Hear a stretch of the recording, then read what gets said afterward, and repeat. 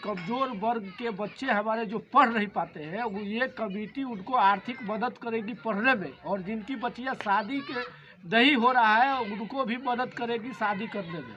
कपड़े धोने का काम रजक बैठा भी करता है और मुस्लिम धोबी भी करता है।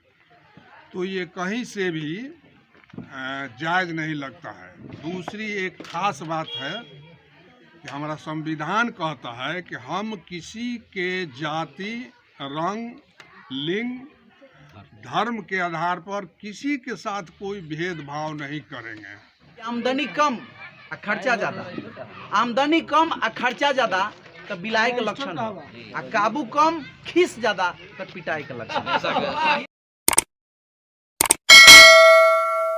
नमस्कार, आप देख रहे हैं विंसम इंडिया और इस वक्त मैं खैरा में उपस्थित हूँ। यह हवाड़ी विकास समिति संगठन के तहत सभी लोग उपस्थित हुए हैं और अपने समाज को आगे बढ़ाने के लिए इकट्ठा हुए हैं। हम इनसे चर्चा करने का प्रयास करते हैं कि आखिर इन लोगों का क्या मांग है, क्या सोचते हैं जिस वजह से ये लोग इकट्ठा हुए हैं और सरकार से क्या चाहते हैं।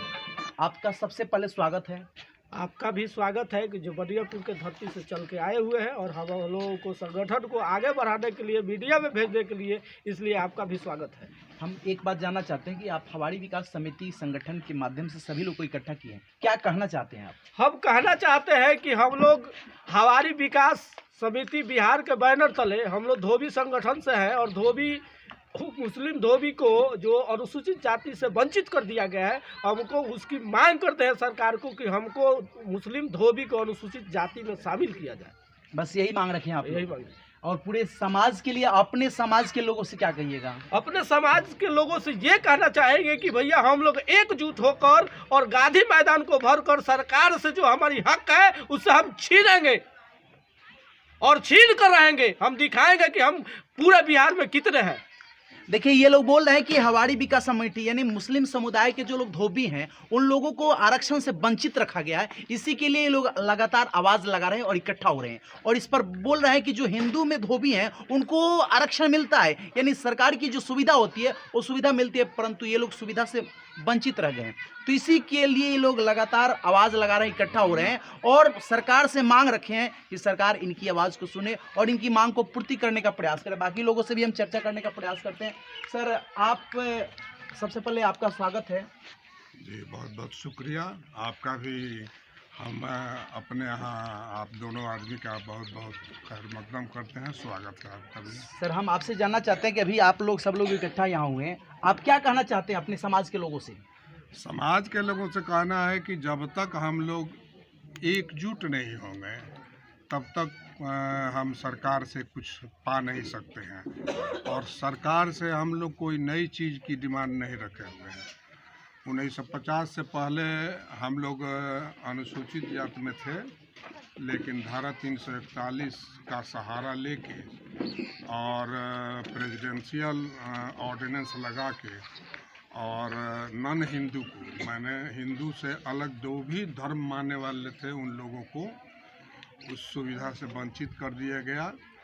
बाद में 1956 में मास्टर तारा सिंह एक MP थे पंजाब के, उनके जुझारूपन के चलते सिख लोगों में जो भी दलित जाति थे उनको शामिल किया गया और 1990 में जैन और बौद्ध धर्मावलंबियों को भी उसमें शामिल किया गया। बाकी अभी मुसलमान और ईसाई लोग रह गए हैं जो इस सुविधा से वंचित कर दिए गए हैं। हमारी मांग यही है सरकार ये सुने कि एक ही पेशा को दोनों आदमी करते हैं। कपड़े धोने का काम रजक बैठा भी करता है और मुस्लिम धोबी भी करता है। तो ये कहीं से भी जायज़ नहीं लगता है। दूसरी एक खास बात है कि हमारा संविधान कहता है कि हम किसी के जाति, रंग, लिंग, धर्म के आधार पर किसी के साथ कोई भेदभाव नहीं करेंगे और हमारे साथ धर्म का सहारा लेके भेदभाव किया गया। अगर हम भी आज हिंदू होते तो हम भी कहीं IAS IPS बने होते, हमको भी सुविधा मिलती। तो संविधान सम्मत भी नहीं है। संविधान कहता है कि धर्म के आधार पर हम कोई भेदभाव किसी से नहीं करेंगे। लेकिन धर्म का आधार पर ही हमको उससे हटाया गया। बस यही है कहना हमारा, और लोगों से यही अपील है कि हर मीटिंग में ज़्यादा से ज़्यादा लोग जुटें और हम लोगों की बात सुनें और अपनी बात कहें, ताकि सरकार के कानों में ये आप लोगों के द्वारा पहुंच सके। और आपसे रिक्वेस्ट यही है कि आप इसको इतना फ्लैश कीजिए कि सरकार के कानों में ये बात पहुंच जाए। कि सरकार से आपको जो कहना है तो सरकार से आरक्षण की मांग करनी है, बात सही है, सरकार आपकी आवाज़ को सुनेगी, बट मैं ये चाहता हूं कि आप अपने समाज को संगठित करने के लिए समाज के लोगों से क्या कहना चाहते हैं?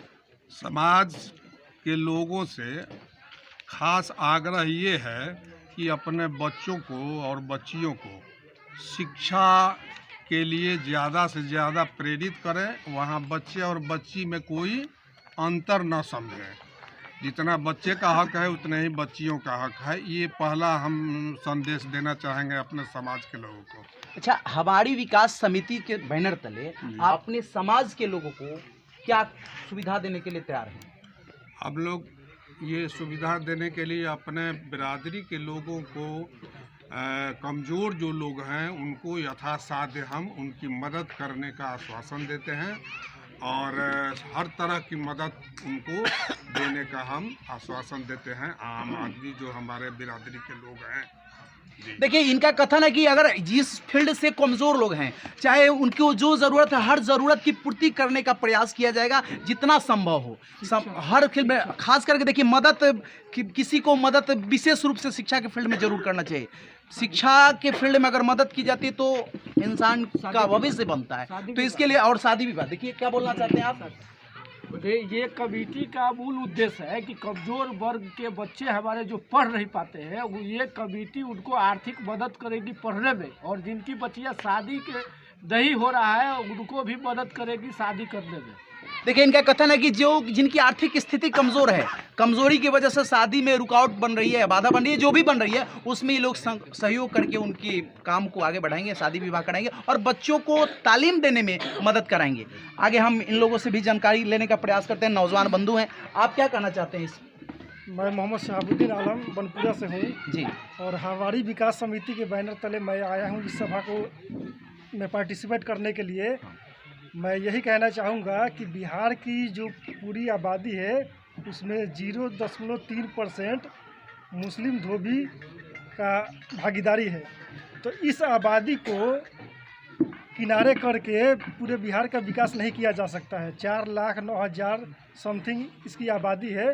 तो इस आबादी को भी सरकार को साथ लेकर के चलना होगा, जिसके लिए हम सरकार से हम सभी लोग डिमांड करना चाहते हैं कि जो आरक्षण मिलना चाहिए अनुसूचित जाति का, वो आरक्षण मुस्लिम धोबी को भी मिले पेशा के आधार पर, जो बात हो रही है। और इसके साथ साथ मैं ये भी अपने जाति के लोगों से कहना चाहूँगा, मुस्लिम धोबी जो है, कि आप अपने बच्चों को ऊंचा से ऊंचा शिक्षा दीजिए और इस पे सबसे ज़्यादा फोकस कीजिए, क्योंकि जातिगत जो आरक्षण है वो बात की बात है। सबसे पहले पढ़ाई लिखाई होना ज़रूरी है। अगर पढ़े लिखे रहेंगे हम लोग, उसके बाद ही आरक्षण का लाभ या किसी दूसरे चीज़ के बाद हम ले पाएंगे। और दूसरा बात ये है कि जो सामाजिक बुराइयां हैं व्याप्त हमारे समाज में, दहेज प्रथा है या और भी जो दूसरी तरह की बुराइयां हैं, उनको हमें अपने स्तर से इसमें सुधार करना है, खत्म करने का प्रयास किया जाएगा। और जो भी सरकार से योजनाएं मिल रही हैं पिछड़ी जातियों के लिए, छात्रवृत्ति हो, पोशाक राशि हो या किसी विद्यालय में नामांकन हो, उसको करने के लिए ये जो हमारी विकास समिति है वो भरपूर मदद करेगी, छात्रवृत्ति दिलाने में भी या सरकारी योजनाओं को प्राप्त करने में भी। और ये संगठन जो है पूरी तरह से शांतिपूर्ण संगठन है और हम अपनी मांगों को शांतिपूर्ण ढंग से सरकार से मानने में यकीन रखते हैं। हमारा कोई इरादा नहीं है कहीं भी उपद्रव करने का या सड़क घेरने का। हमें शांतिपूर्ण ढंग से सत्याग्रह करते हुए, जैसा कि भारतीय इतिहास रहा है, सत्याग्रह के माध्यम से अपनी मांगों को मनवाना, उसी राह पे चलते हुए, सत्याग्रह के राह पे चलते हुए हम अपनी मांगों को सरकार से मांगने का प्रयास करेंगे और उम्मीद है कि सरकार हमारी बातों को मानेगी, इस पर ध्यान देगी। बहुत बहुत धन्यवाद। सब लोग बोल रहे हैं कि सरकार से हम मांग करेंगे और मतलब प्रेम से मांग करेंगे, संवैधानिक तौर पे संविधान को पालन करते हुए हम हक की मांग करेंगे और सरकार हमारी बात को सुने और हमारे संगठन को मजबूत करने के लिए आगे बढ़े। और ये लोग अपने जमात के लोगों को लिए एक अच्छी नसीहत दे रहे हैं।